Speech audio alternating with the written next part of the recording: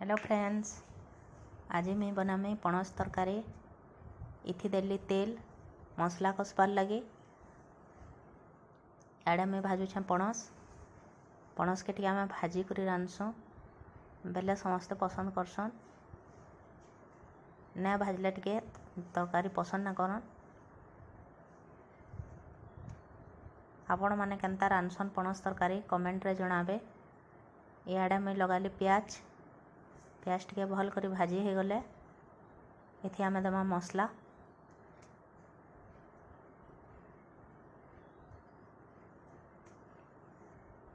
प्याज टे भाजी हवा भल से।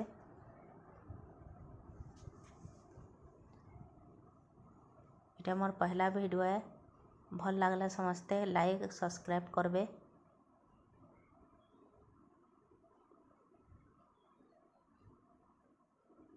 प्याज भल से भाजी हेले इथि मसला दमा।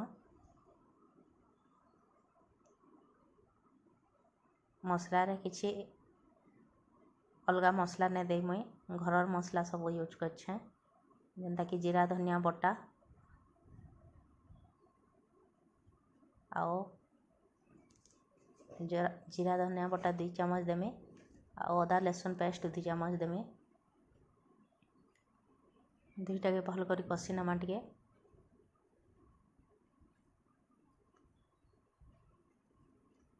मसला टे भल कर कषि हेले तरकारी भल लागसी।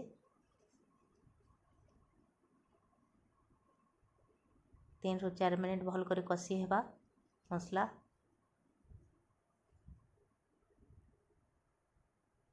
ना देली हल्दी पाउडर और मिर्चा पाउडर।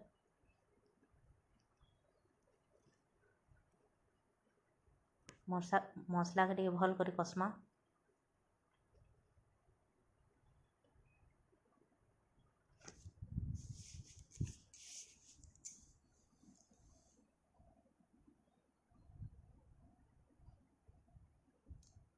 मसला कषि गला इथि लगामा टमाटर।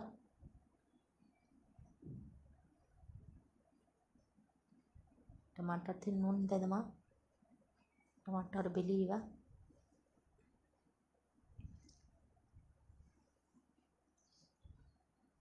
आउ 2 ରୁ 3 मिनिट टिके ढापी कर भाजी दमा मसला के भल कर टिके कषि ही जिबा। टमाटर भी सिझी जिबा।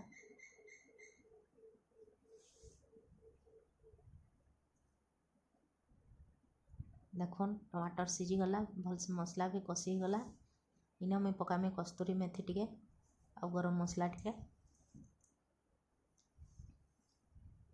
आउ किछि मसला ने दो। यहाँ मसला टिके कषि हवा मिनटे तापरे मसला के हमें पणस रे लगामा। देखुन मैं पणस रे मसला दे देली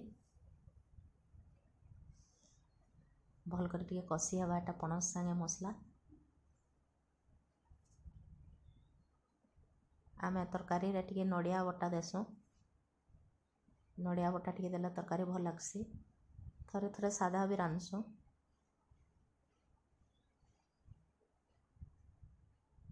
देखुन इड़े मसला जमती कषि थी पानी टिके गरम कर दीछे।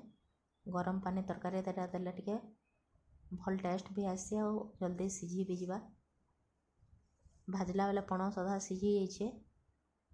गरम पानी देले आउ टिके भल से सिझिबा। पणस कषि ही गला। इहादे आमे दमा गरम पानी इति पके दमा। पणस टिके भाजी हितिसी सुखा सुखा है जैतिसी बेले पानी टिके लागवा। भल से फुटी गले तरकारी गाढ़ा हवा। तरकारी है सारला परे नड़िया टिके बाटी कर इथि पकासुँ। आज मैं सादा बनाऊछे एथि लगी नड़िया नहीं पकाबार। नड़िया टिके पकाले टेस्ट भल लागसी। आपण माने नड़िया नहीं पकान बेले पकई कर देखबे। तरकारी है सारला परे नड़िया टिके बाटी कर देबे बेले भल लागसी टेस्ट।